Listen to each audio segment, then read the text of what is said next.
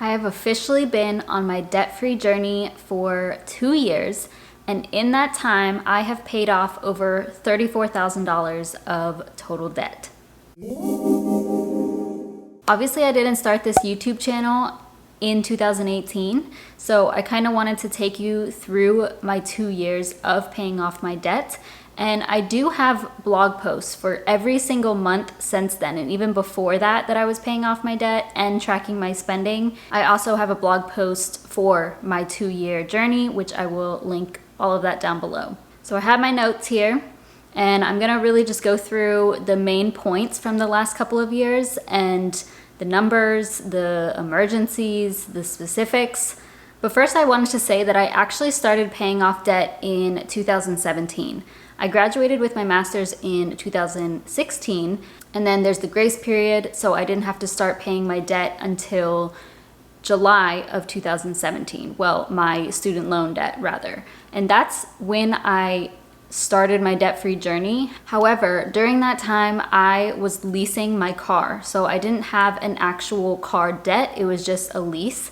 And so I don't count my debt-free journey until June of 2018 because that is when I purchased a car. That was my highest amount of debt, and that's when I actually started taking it seriously. So before June 2018, I had about $64,000 of debt. But then in June of 2018, I purchased a used car, which brought my total debt up to $82,200. That was also when I realized I could pay off my debt in less than 4 years. I'll get into that in a bit. But before that, I was thinking I would pay off my debt in maybe 5 or 6 years rather than like the full 10 years. But I realized I was shorting myself and I could pay it off even faster. I also started tracking all of my spending, which I wasn't doing before. I was tracking my debt and just general finance updates, but I started tracking my spending in June of 2018. Again, you can see all of that, like every single detail from every month on my blog, which is linked down below. So let's start June 2018. I had my total debt of $82,200, which was made up of mostly my student loans. I had over $48,000 of student loan debt. My car was $18,600. I owed my sister over $7,000 because she had helped me pay for a study abroad trip like years before. And I also wasn't able to pay my portion of our house for months because I was struggling financially. I owed about $7,000 on credit card debt because I was basically living off of my credit cards because I was barely making money for 2017 and parts of 2018. At the time, my credit score was 682, so pretty low. And I started my career in April of that year. So that's when things really started to change because my income more than doubled. This was a career that I have now, and it is related to what my degrees are in. So this was a huge part of it and part of the reason why I realized I could pay this off a lot faster. And so when I added up all my debt, I was really overwhelmed, but I also became obsessed with listening to Dave Ramsey. Now, I like Dave Ramsey a lot. I don't believe everything he said, like I don't follow everything he says to a T, but I really respect what he does and I like his advice and I like to listen to him. So during that time, I had about an 1.5 to 2 hour commute every day. And so for 1 to 2 months, I literally only listened to Dave Ramsey, just exclusively the debt-free screams, the calls coming in, everything. After listening to him for hours and hours, I learned so much, and it got to a point where I literally knew exactly what he was going to say because it just was the same thing over and over. But I really liked that repetition, and that's really what gave me the push to want to pay my debt off even faster. That year, basically June 2018 through the end of the year, I had 2 major expenses, 2 major emergencies, I guess you could say. My dogs now live with my sister. I used to live with my sister. This is why I give some money to her every month for our dogs, but she now has them. But back then I was still living with her, and one of my dogs had a minor surgery, and she also had a detailed teeth cleaning, which involves some extractions. So I paid for that, and that was almost $1,000. And then I also had a root canal. You will notice a trend of tooth problems in my journey, and that's been for a long time. But I had a root canal and it was not covered by my insurance at the time, so I paid over $1,000, probably $1,300 or so. I did get more serious about paying off my debt. However, I was spending a lot. So from June to December, I spent over $5,000 on unnecessary things. So probably for the full year, I spent over $7,000 or $8,000 on unnecessary things. I'm not sure, I'd have to go back and look at my bank statements, but I literally was purchasing workout leggings every single month. I was buying supplements, I was buying books. That number did include gifts. I didn't separate those out, but I guess that is still unnecessary spending. Most of it was on myself. I bought new furniture that year and that was several $100s. But with that being said, from June to December, I paid off a total of $7,800. So not horrible, but I definitely could have done better. And then in 2019, I started with $74,700 of debt, which was made up of my student loans, $47,600, my car, $17,350. I still owed my sister about $7,000, so I barely made a dent there. And then my credit card, I was down to $1,700. So that's where I put most of the payments the year before. I started the year with my credit score at 713. In 2019 is also when I started sinking funds. This is probably one of the best financial decisions I made that year, and probably just in general. I think sinking funds are amazing. I do have a video on that. I got into Mediavine. A lot of you probably don't know what that is, but it's an ad company. And I had been blogging for several years at this point, and I finally got into Mediavine. You have to have a certain amount of blog sessions, page views, whatever. And so I got into that, and that allowed me to make several $100s each month in extra income. I'm still with them, but my money has been decreasing just with everything going on and less traffic. I also started investing $100 automatically into my Roth IRA. At the time, I was with RBC Wealth Management or State Farm, whatever it was connected, but that's when I actually started contributing regularly. Before that, I had done just an initial investment of $1,400, like several years prior. My living situation also changed pretty dramatically. So all of 2018 and for years before that, I was living in a townhouse with my sister. We had bought it in 2013. And we ended up selling that house. And so I moved out on my own, closer to where I work. And that more than doubled my living expenses. So I knew that things were about to get a little bit more tough when it came to finances, and I knew that I couldn't spend so much money.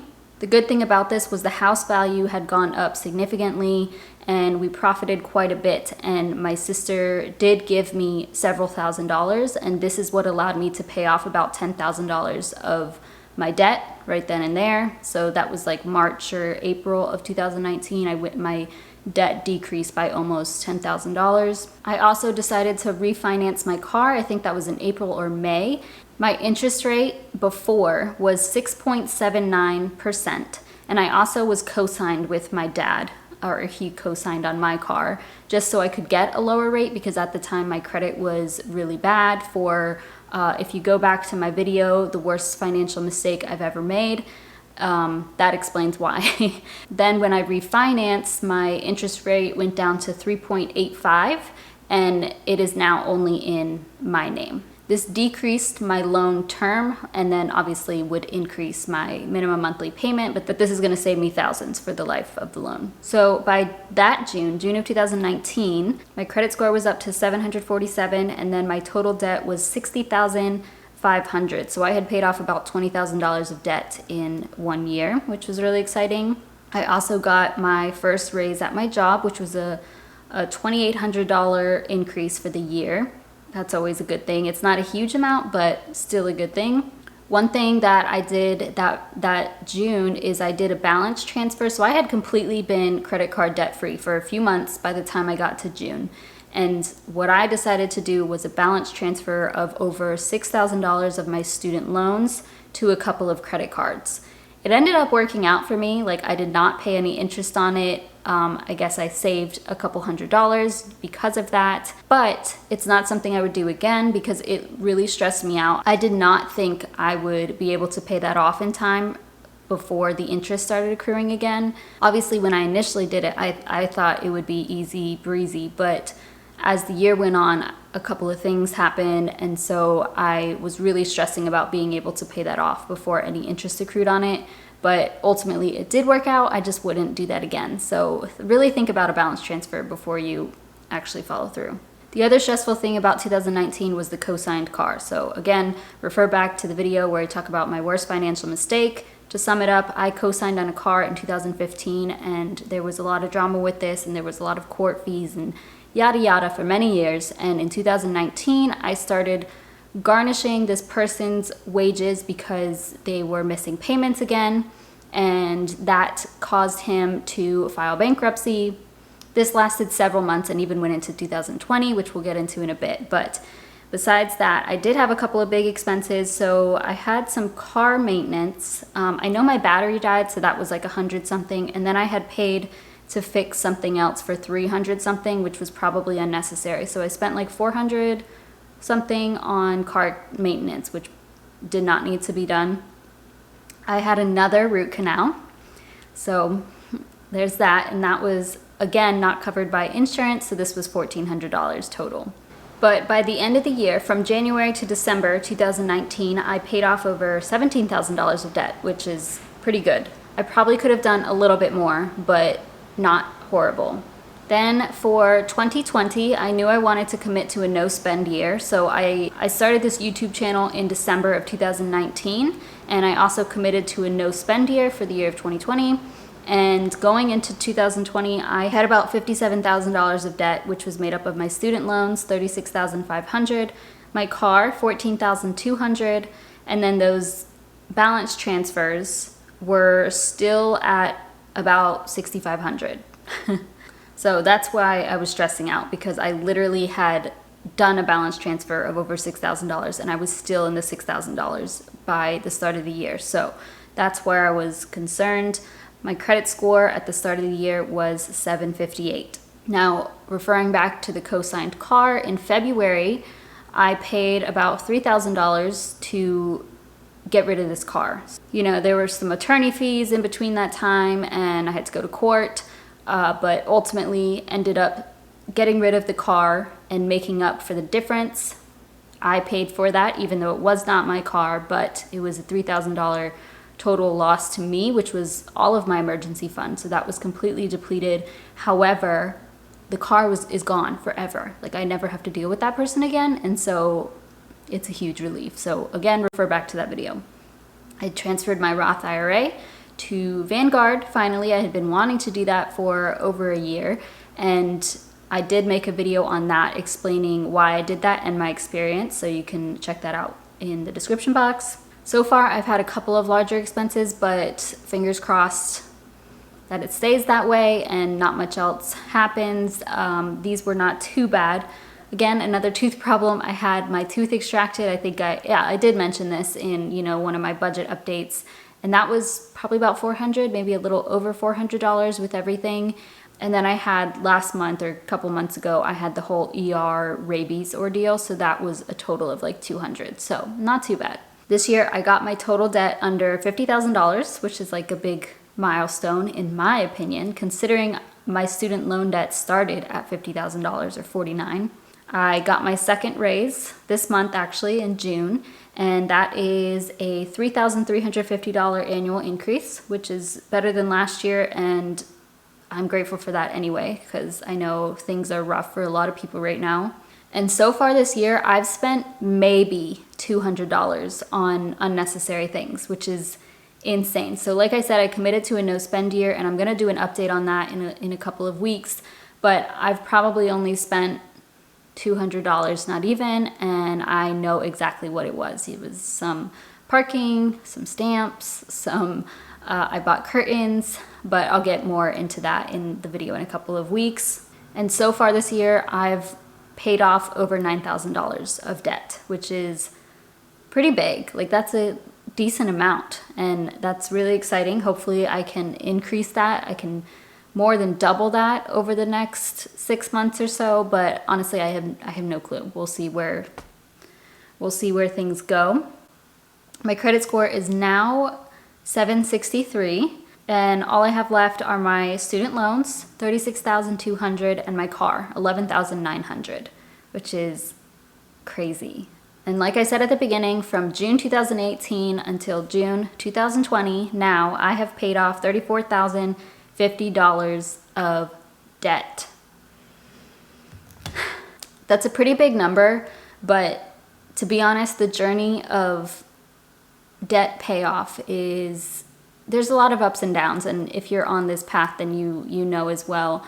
But it's very consuming, at least for me it is. I think about my debt every single day.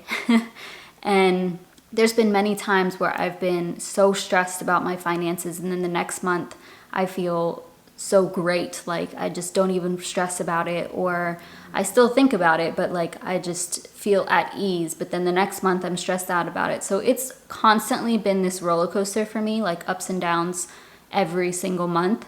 But I really appreciate my debt at the end of the day, because I have learned so much that I don't think I would have learned if I didn't have this debt. If I wasn't in this financial situation, I don't know if I would have found out about the FIRE movement or about, Vanguard and investing and things like that. Maybe I would have, but I know I've learned a lot more because of all of my experiences, and I am so grateful for that. I also now know what I want for my future. I know the big goals that I have for my finances. I want to be completely debt-free. I want to be financially independent. I want to be self-employed. Maybe I want to go into financial coaching because I love this so much. And there's just all these things that I now know because of this. And at this point, even though things have been pretty rough throughout this time, I think right now I'm in the best place I've been in a while. When it comes to my finances, I feel pretty good. I have my job. I have a solid emergency fund now that is still continuing to grow. I can make progress every single month. The car is gone. The co-signed car is out of my name, and I don't have to worry about that. Like, everything now is in my control, and I really like that. Obviously, nothing is guaranteed. There could be things that come up in the future, but I think I'm more prepared because of everything that has happened over the last couple of years. I do still have the goal of paying off my debt by April 2022, but I really would like to pay it off by 2021. Either way, I know that I'll be fine. Even if it's after April 2022, it's okay. Like, even if it's just a few months later, it's just a few months, and I have my plan laid out, and I know exactly what I would be doing at that time. So I'm aware anything could change, but that's still what I'm aiming for. But hopefully we can do 2021. Of course, I will continue tracking my journey here on this channel. It keeps me accountable. I love that I've been keeping track of everything on my blog and things like that in great detail, because you get to look back on things like this. So if you are on a debt-free journey, I highly recommend you either start a blog or a YouTube channel, or you could just write this down for yourself. Your credit score, your total debt, your spending, all that stuff. It's pretty cool to look back on and see how far you've come. So that is my 2-year update. Thank you for being a part of, 6 months of it at least. Comment down below where you are on your debt-free journey. Please give this video a thumbs up, subscribe if you have not already, and I will see you next week.